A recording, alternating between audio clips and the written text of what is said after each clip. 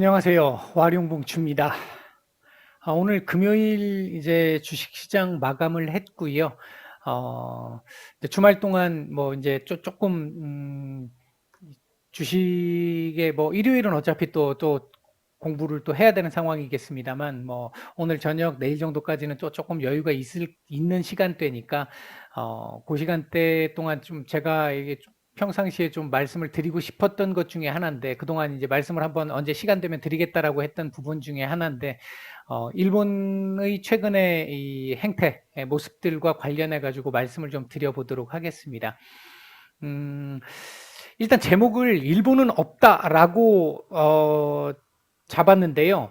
이 일본은 없다라고 하는 이 용어가 1990년대 이 베스트셀러였죠. 일본은 없다라는 책이 있었었고, 그 뒤에 이제 이게 유행하고 나니까 일본은 또 있다라는 책도 또 발간이 되기도 했었었는데, 그 내용과 안에 내용은 좀 다릅니다. 내용은 다른데 제가 바라보는 일본 사람들에게도 좀 사실 개인적으로 저도 학창 시절엔 아마 여러분들도 마찬가지겠습니다만 학창 시절 때는 일본을 굉장히 좀 싫어하고 미워했죠. 역사를 공부하면서 뭐 제 초등학교 때는 보면 뭐 일본이 뭐 1년에 3cm씩 섬이 가라앉는데 빨리 가라앉았으면 좋겠어. 막 이런 얘기들도 농담 삼아 했습니다만, 이제 좀 크면서 공부를 좀 해보다 보니까, 그게 아니구나라는 생각이 들었고요. 같이 가야 할 동반자입니다. 동반자 맞는데, 일본이 지금 하고 있는 행태들을 보게 되면 참 동반자로서 같이 가고 싶은 생각이 안 들 정도의 모습이기는 합니다.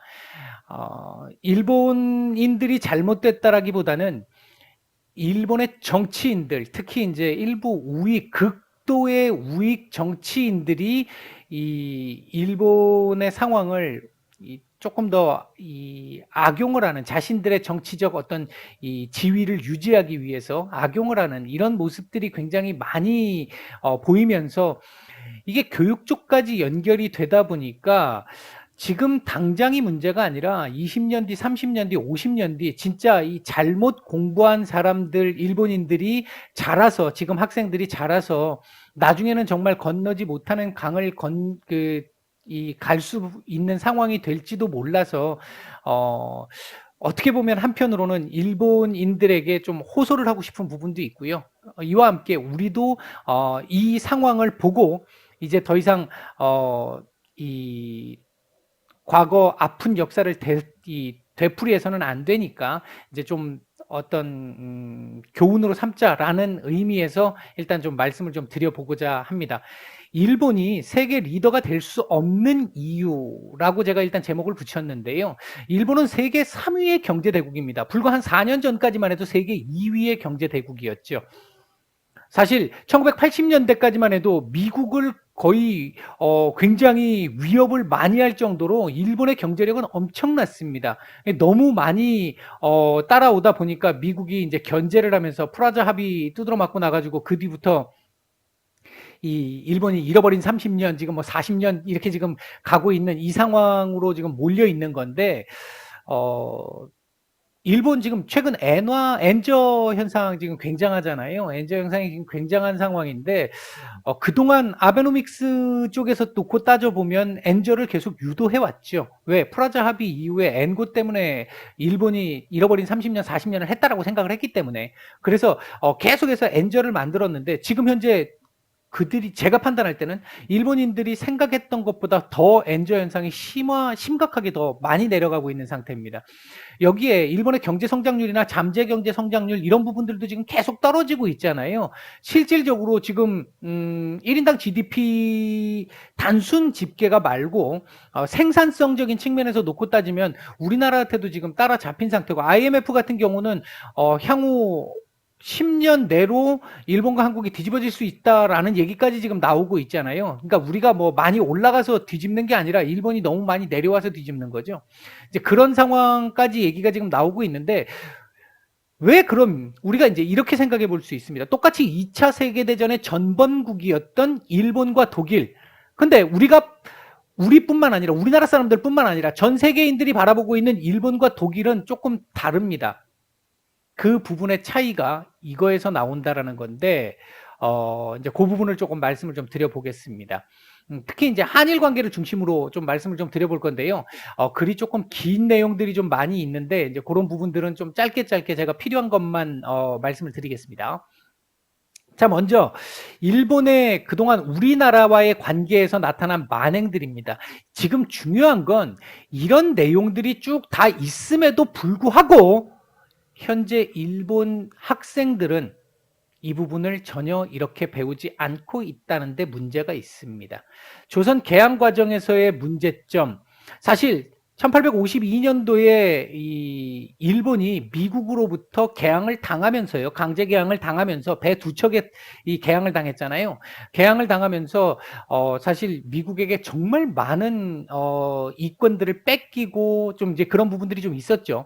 그 방식을 우리나라에 그대로 써먹었어요. 그대로 써먹으면서 뭐 중간중간에 우리 드라마 같은 거에도 많이 나옵니다만 1860년대부터 그 이후로 이제 우리 소위 얘기하는 개항기라고 하는 그 시기 때 일본이 우리나라에서 가져간 이권이라든지 이런 부분들을 따져보면 불법적인 요소들이 사실 굉장히 많았습니다.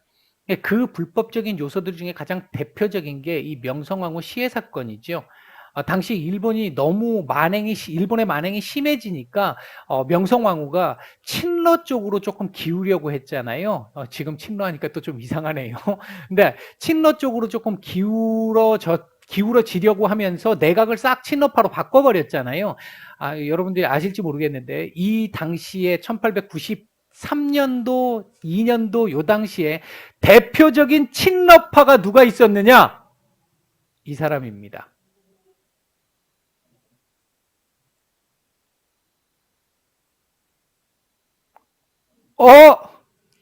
이거 을사오적 가장 대표적인 이완용. 이 당시에는 친러파 사람이었습니다. 물론 1896년, 7년까지도 친러파였어요. 기회주의자라는 거죠. 러시아 쪽으로 기울 것 같아 내각이. 그러니까 이쪽으로 싹 붙었다가 그 뒤에 친러 내각이 실각되기 시작하니까 바로 일본으로 붙어버리는 이제 정말 기회주의자 나쁜 사람이라고 볼 수 있는 거죠. 어쨌든 한 국가의 국모를 궁궐에 들어와서 그 나라의 깡패들이 여왕을 죽였다라는 건 이건 있을 수도 없고 있어서도 안 되는 행위인데도 불구하고 이것조차도 우리가 요구 안 하는 것도 있습니다만 그 당시부터 지금까지 지금 이 사건에 대해서 일본은 한 번도 사과를 한 적이 없죠. 사실 이 문제도 사실 이거 우리가 대한민국의 여왕이 죽은 건데 어떻게 보면 국모잖아요. 중전이 죽은 건데 우리가 지금 사실 이런 것도 요구를 해야 되는 상황인데 뭐 이거 말고도 걸려 있는 게 너무 많다 보니까 지금 이것까지 얘기가 안 나가고 있습니다만 이런 부분들도 명확하게 우리가 짚고는 넘어가야 합니다. 짚고는 넘어가야 되는 부분이고요. 그 뒤 뭐 1900년대 들어와 가지고 조선을 강탈했던 부분 그리고 일제 강점기 때 만행들 너무 많잖아요, 사실은. 고종 독살설도 있고요. 뭐 3.1운동 때 그 탄압했던 거, 화성 제암리 교회 학살 사건부터 시작해서 이로 수를 셀 수가 없습니다. 그런 정도로 많은 만행들이 있었었고요. 이제 이걸 오늘 말씀드리고자 하는 건 아니니까. 그리고 이제 진주만 기습 2차 세계대전에서 결국 미국의 참전을 이끌어냈던 사건이고 이 사건으로 인해 가지고 결국은 이제 2차 세계대전이 이걸 계기로 종결되기 시작하는 모습으로 가게 됐는데 이 진주만 기습 이후에 태평양 전쟁이죠. 태평양 전쟁 이후에 국가 총동원령 해가지고 뭐 우리나라 이 당시에 숟가락, 젓가락, 솥단지 뭐 이런 것까지 다 갖고 가는 뺏어가는 이런 만행을 저지르기도 했었었는데 그렇게 하고 나서 이제 2차 세계대전 종결되고 그 뒤에 전쟁이 끝난 뒤에 일본이 사과를 했을까요? 했습니다. 많이 했습니다. 여러 번 했어요. 근데 그 여러 번 한 것 중에 딱 제가 볼 때는 하나, 이 무라야마 총리의 담화 92년도에 있었던 이거 하나는 사실 평가를 해줄 수 있을 만한 사과였습니다. 이거를 제외하고는 제가 봤을 때 별 의미 없었다고 보여지고요. 요거 하나는 확실히 평가를 할 수 있는데, 문제는 지금 일본인들이 이걸 계승하지 않는다라는 거죠. 오히려 이거 얘기한 걸 부끄럽게 생각하고 있다라는, 이게 문제라는 거죠.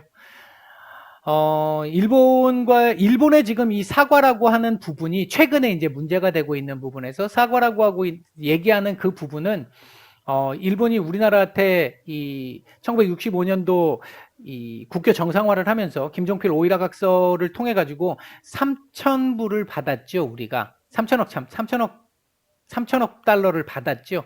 그 받은 걸로 다 퉁친다라는 얘기인 거고요. 사과를 했다라고 얘기하는 거고, 당시에 이제 안에 이 국교 정상화 과정에 나와 있는 그 조항 중에 하나를 보면요. 향후 어떠한 이 한국인들이 일본에 대한 배상 요구 일체 하지 않는다라는 게 있어요. 사실은 그 조항이 있습니다. 실제로.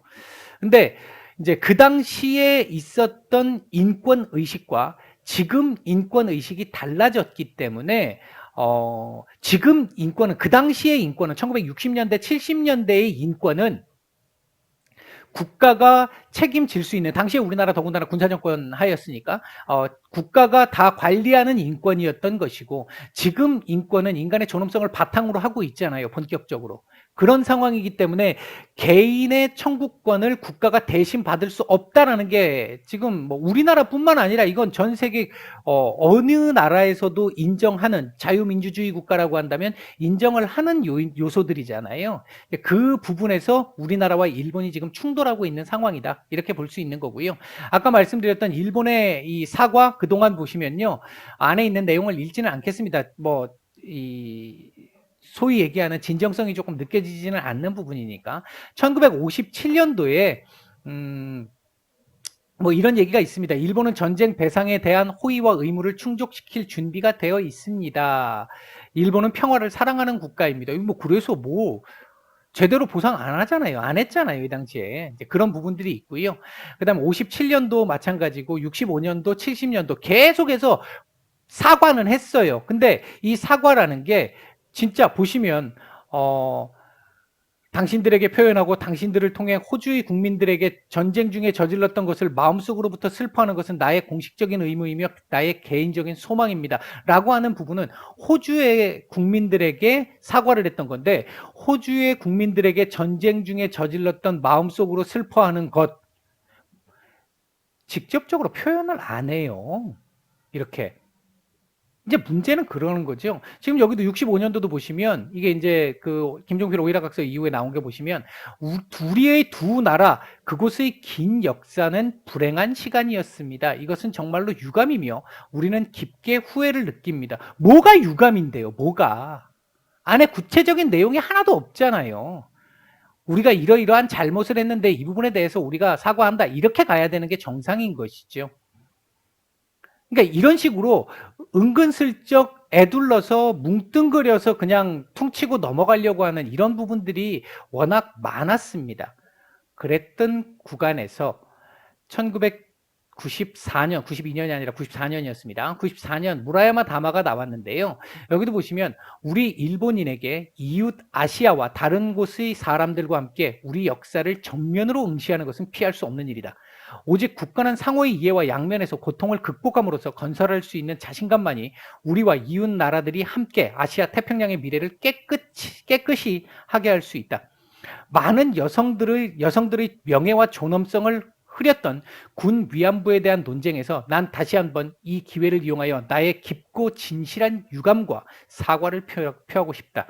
뿐만 아니라 이 문제를 다룸으로써 난 후회와 사과에 대해 그런 감정들을 논증하는 것에 대한 한 방식은 정면으로 과거를 직면하고 미래 세대에게 바르게 전달하는 것을 보장하는 것뿐만 아니라 해당 국가 및 지역과 함께 상호 공동 이해를 증진시키는 일이라고 믿고 있습니다. 이렇게 딱 얘기하잖아요. 군 위안부 문제에 대해서 진실한 유감과 사과를 표하고 싶다. 그나마 이게 일본이 지금까지 숱하게 많이 사과를 했다라고 지들이 얘기하고 있는 거에서 가장 진정성이 그나마 느껴지는 사과입니다. 근데 그것마저도 지금 이것마저도 현재 일본은 다 부정을 하고 있죠. 자, 그렇다면 독일은 어떤가 한번 볼까요? 독일은 우리가 독일에 대해서 거부감 별로 없죠. 물론 우리가 당한 그 국가는 아니니까, 독일로부터 당한 국가는 아니니까 그럴 수도 있겠습니다만, 중요한 건 독일의 지배를 받고 학살을 당하고 만행의 피해자였던 프랑스, 뭐 그 외에 뭐 네덜란드, 오스트리아, 막 쭉 그 유럽에 있는 모든 나라들 다 독일에 대해서 우리나라와 일본 관계처럼 우리나라 사람들이 일본을 생각하듯이 그렇게 생각하지 않습니다. 왜 그럴까요?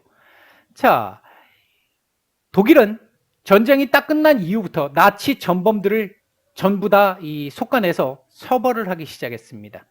심지어 공소시효까지 폐지해 가면서 처벌을 했는데, 가장 대표적인 게 이 아이만이라는 사람을 처벌했던 사건, 아주 유명한 사건으로 남아있죠. 이 사람 동네에서는 굉장히, 그 동네 사람들은 굉장히 착한 공무원으로 알고 있었습니다. 인사도 잘하고요, 쓰레기도 잘 버리고요. 그러니까 이제 그 쓰레기 봉투에다 해가지고 딱 해가지고 버리는 것도 잘하고, 동네 사람들한테 친절하고 굉장히 평범한 사람이었어요. 근데 이 사람이 무슨 일을 했냐면, 이 유대인들을 잡아다가 이 가스관에다 넣는 그쪽으로 보내는 이 운송 역할을 맡았습니다. 근데 이 사람이 법정에서 뭐라 그랬냐면요, 나는 군인이고 군인은 국가의 명령이 떨어지면 그 명령대로 행하는 것이다. 내 생각은 없다. 그냥 명령이 떨어지면 그 명령과 지시에 따라 행동했을 뿐이다. 그게 군인이다. 이렇게 법정에서 증언했습니다. 근데도 처벌받았죠. 왜? 부당한 명령이면 그에 대해서 반기를 들어야 된다라는 게 당시 재판 결과였습니다. 그래서 처벌을 시켰어요. 독일이 자기 나라 사람을. 전쟁 범죄에 대해서 계속 사과를 하고 있는데, 이 사과는 지금도 계속 진행되고 있습니다. 뭐 올해는 뭐 아직까지 제가 얘기를 못 들었는데, 이 메르켈 총리가 있을 때 거의 매년 했잖아요. 매년 사과를. 지금 전쟁 끝난 지 70년이 넘었는데 매년 하잖아요, 사과를. 그리고 배상 반성 다 했습니다. 전범 기업이었다고 알고 계셨나요, 이 회사들? 우리나라 사람들 눈이 뒤집혀서 좋아하는 회사들이죠. 벤츠, BMW. 대표적인 전범 기업입니다. 근데 전 세계 어느 나라도, 누구도 벤츠나 BMW 전범 기업이라서 안 돼! 라고 얘기하는 사람 없습니다. 왜? 이렇게 했으니까. 얘네들도 이거 다 했으니까. 적극적으로. 지금 일본 기업들 어떤가요? 안 하잖아요. 다 정부 뒤에 숨어가지고 부인하고 안 하고 있잖아요. 아주 유명한 사건이 있었었죠. 1970년 12월에 빌리 브란트 독일 총리가 당시에 폴란드를 방문할 때 이 폴란드 사람들에게 전쟁에 대해서 사과를 한다고 실제 거기에서 생중계되는 화면에서 무릎을 꿇고 사과를 했습니다. 다른 유럽에 있는 나라 사람들이 이렇게 보여줬던 부분과 함께 이러한 행동들이 마음을 돌려낼 수 있었던 거죠.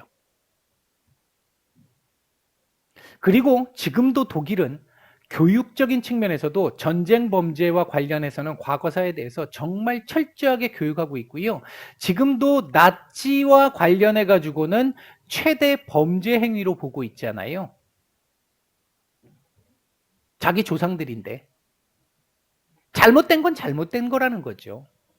강력한 나치 청산, 전쟁 범죄자들에 대한 강력한 처벌, 이게 세대를 이어오면서 뿌리 깊게 박혀 있다는 겁니다. 제대로 교육을 시켰기 때문에 앞으로 우리 독일은 이렇게 다른 나라를 불법으로 침략해서 전쟁을 하지 않을 거야 라고 스스로 후손들에게까지 계속 얘기를 하고 있고, 우리 조상들이 우리 선조들이 잘못했기 때문에 우리가 그 부분에 대해서는 최대한 인정해, 우리가 잘못한 건 부분은 인정을 해 라고 얘기를 하니까 과거가 이렇게 청산이 될 수 있는 거죠. 과거가 청산되고 나니까 독일은 유럽 내에서 지금 EU 내에서도 EU를 이끌어가는 리더 국가죠. 이게 독일입니다. 그렇다면 일본은 잘못된 방식으로 지금까지 계속 해나가고 있는데요. 실제 일본은 잘못을 제대로 인정한 적이 한 번? 아까 무라야마 다마 정도 외에는 없습니다. 진정한 반성은 아직까지도 없습니다. 지금 현재까지도. 문제는 뭐냐면 자신들의 잘못을 계속 덮으려고만 하는 잘못된 방식에 있다는 거죠. 어제 뉴스로도 나왔었죠. 교과서 왜곡. 이게 뭐 어제 오늘 얘기가 아닙니다. 교과서 왜곡 문제가 나왔던 건 1960년대부터 지금까지 계속 있었습니다. 근데 지금 최근에 더 심해지고 있죠. 요번에 지금 검정교과서 새로 나온 건 더 심해졌죠. 독도 진해 건데 지금 아예 이 독도가 울릉도가 이렇게 있고 독도가 이렇게 두 개가 있으면 국경을 이렇게 지금 꺼놨어요. 교과서에. 일본 중학생들 교과서에.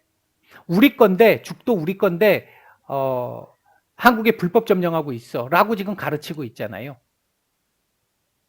우리는 반대로 우리 거라고 가르치잖아요. 이러면 이게 몇십 년 지나가지고 그들이 나중에 이 세상의 중심이 됐을 때, 그 국가의 중심이 됐을 때 이거 갭 극복 가능할까요? 쉽지 않습니다, 이게. 그래서 우리가 이걸 그냥 넘어가서는 안 되고 계속 항의하고 잘못된 부분을 고쳐 나가야 되고 이 부분을 여론을 조성을 해서 우리나라뿐만 아니라 우리나라 자체적으로는 안 됩니다. 우리가 일본하고 외교력이나 이런 부분에서 지금 현재 상태에서는 게임이 안 돼요. 그렇기 때문에 국제적인 여론을 자꾸 만들어내야 합니다.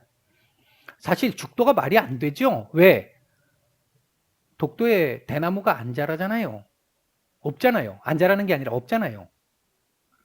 그리고 지금 일본 애들이 정말 잘못 얘기하고 있는 게 뭐냐면 한국이 울릉도는 한국 거 맞는데 독도는 니네 역사책에 어디에도 없잖아. 이거는 우리 거야. 이렇게 얘기하는 거거든요, 지금.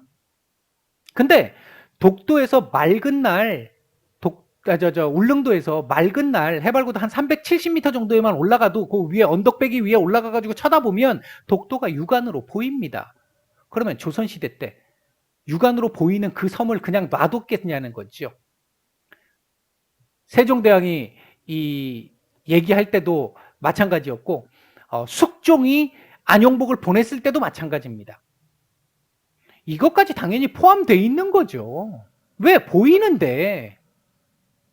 쥐들은 안 보인다 그러잖아요, 계속. 근데 그거 60년대, 70년대 이게 안 보이기 때문에 독도는 니네 관할이 아니야가 그들의 주된 논리였어요.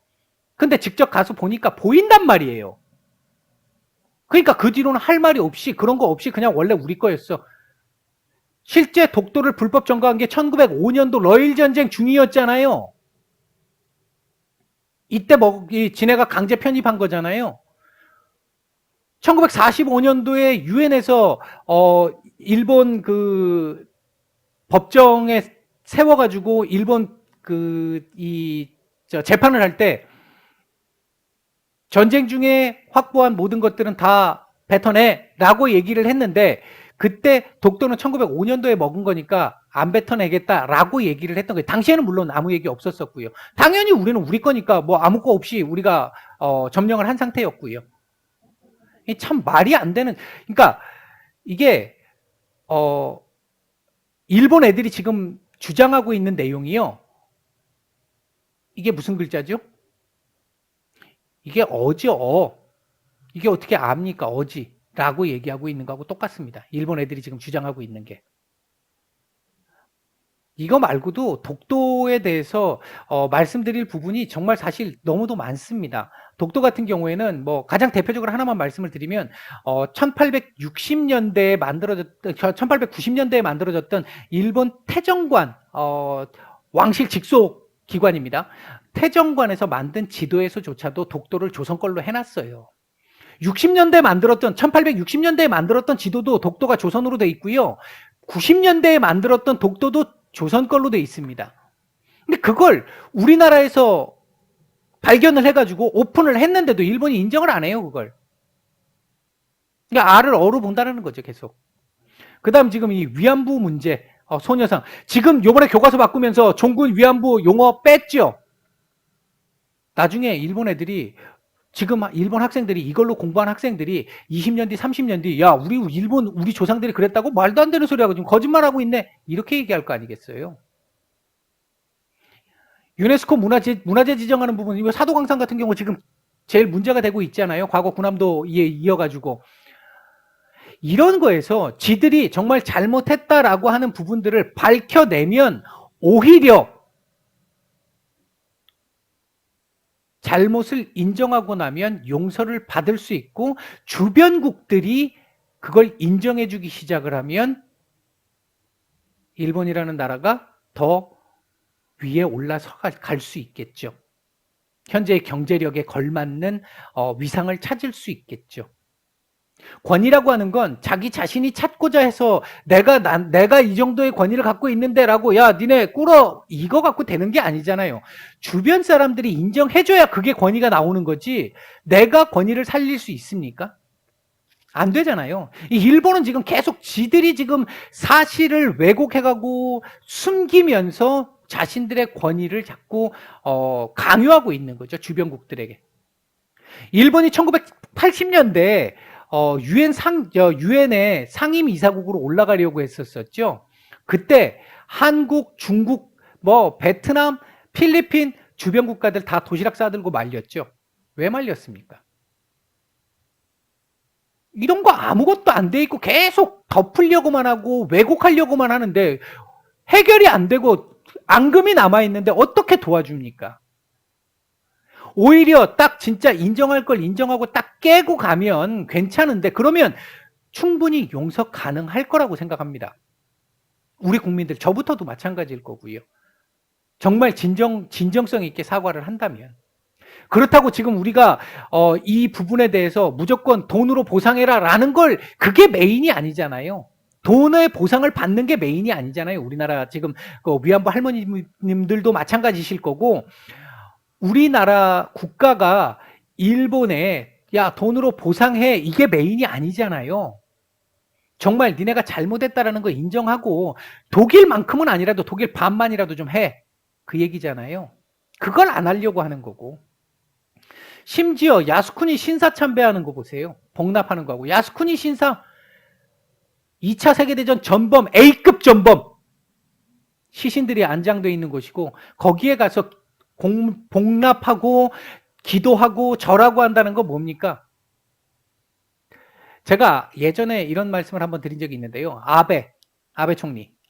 아베는 죽었다 깨어나도 우리나라와 관계 개선을 못할 것이다. 왜? 뼛속까지 골수 우익이니까. 아베가 태어난 아베의 고향. 아베의 할아버지가 이토 히로부미 오른팔이었죠. 이토 히로부미는 뭐 했던 사람이죠? 우리나라를 잡아먹는 데 있어서 1870년대부터 시작을 해서 철저하게 딱딱딱딱 맞춰가지고 우리나라를 결국 잡아먹은 사람입니다. 엄청난 사람이죠. 거의 이토 히로부미는 일본의 우리나라 거의 세종대왕 이순신급이에요. 인기 투표하면 항상 1, 2위를 하는 그런 사람들을 계속해서 숭배하고 있다는데 진정한 반성이 나오겠냐는 거죠. 요번에 젤렌스키 대통령이 미 의회에서 연설하면서 우리는 매일매일 진주만 공습과 같은 일본의 진주만 공습과 같은 상황을 맞이하고 있다라고 표현을 한번 했더니 일본 그 정치인들이나 일본 사람들이 야 우리가 지금 우크라이나에 해준 게 얼만데 야 앞으로 해주지 마 이런 얘기들이 좀 나왔었죠. 일부에서. 국민들 중에서는 몰라서 그렇게 생각한 사람들이 있을 거고 정치인들은 알매도 불구하고 지금 이렇게 하고 있다는 거죠. 정말 무서운 게 이겁니다. 이게 지금 앞으로 30년, 50년이 더 지나가고 나면 일본 국민들 모두가 2차 세계대전에서 나중에 우리가 전범국이 아니라 우린 피해국이야. 지금까지 계속 얘네들 피해국이라고 코스프레하는 게 뭡니까? 원자탄 맞은 피해국이야 라는 걸 코스프레하고 있잖아요. 자기 일본 국민들이 죽은 건 정말 고귀하고 안타깝고 자기들이 다른 나라 사람들 죽인 건 당연한 건가요? 지금 푸틴이 그러고 있잖아요. 러시아 사람들 죽은 거 정말 뭐 중국도 지금 그런 쪽에서 보면 좀 일부 그렇습니다. 지난번에 비행기 추락하고 나서 120 몇 명인가 130 몇 명이 한꺼번에 죽었는데 모든 생명은 고결하죠. 근데 그 사람들에 대해서 묵념도 하고 안타까워하고 했습니다만 우크라이나 국민들을 향해서는 러시아 편 들고 있잖아요. 계속. 이게 참 안타까운 상황입니다. 최근에 우길기 이 유튜브에 광고 나온 것도 보면요. 우길기를 아시아 사람들이, 특히 우리나라가 좀 제일 심합니다만 아시아 사람들이 일본도 중국도 그렇고 이렇게까지 싫어했던 이유가 2차 세계대전에 나치의 전범기와 같은 역할을 했기 때문입니다. 우길기 사실은 일본 전통 깃발 맞아요. 근데 그 전통이라고 하는 게요, 우리가 보통 전통이라고 하는 건 과거로부터 내려오는 관습들 중에 후대에서 이을 만한, 계승할 만한 것들을 전통이라고 합니다. 반대로 버려야 할 것을 인습이라고 하죠. 얘는 인습이 돼버렸잖아요, 이젠. 전쟁의 상징이 돼버렸는데, 진의 일본 자체의 전통이었다 하더라도 지금은 전쟁의 상징이고 누군가 침략의 상징이 돼버렸는데, 우리 전통이니까 우리는 괜찮아. 그건 쥐들만 생각하는 거죠. 쥐들 입장에서 과거를 덮으려고 합리화하려는 형태인 거죠. 일본이 진짜 세계에서 경제력에 걸맞는 지도자급의 국가가 되기 위해서는요, 자신들의 잘못을 철저하게 아예 인정을 해서 주변 국가들의 환심을 사야 합니다. 우리가 대통령이 되려고 하고 예를 들어 볼게요. 미국이 있고요. 러시아가 있고요. 중국이 있습니다. 러시아나 중국, 뭐 특히 중국은 인구적인 측면에서, GDP적인 측면에서 지금 세계 2위잖아요. 선진국이라고 우리가 부르나요? 중국을 따르는 나라가 아주 많은가요? 중국을 따르는 나라들이 있습니다. 왜? 돈이 걸려 있어서. 그거 말고 따르는 나라들이 얼마나 있을까요? 그렇다고 물론 뭐 미국이 무조건 착한 편이고 우리 편이고 좋은 사람들이고 그건 아닙니다. 그 개념은 아닙니다. 일본, 뭐 미국도 잘못한 부분들도 많이 있으니까. 한데 기본적으로 딱 생각을 했었을 때 국가 위상에 걸맞는 행위를 해야 주변 국가들이 따릅니다. 뭐 인간관계도 그렇듯이 국가도 마찬가지예요. 사실 일본은 지금보다 훨씬 더 강한 국가가 될 수 있었죠. 근데 그게 안 되는 이유가 과거사를 이렇게 계속해서 회피하고 합리화시키고 은폐하고 왜곡하고 이런 부분들 때문에 안 되는 겁니다.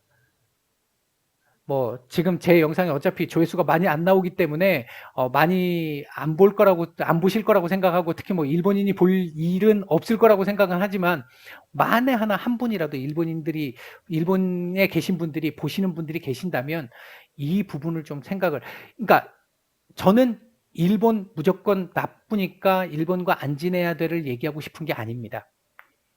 일본이 글로벌 국가, 리더 국가가 돼도 상관없습니다. 단 이런 게 갖춰진 상태라면 응원해 줄 수 있습니다.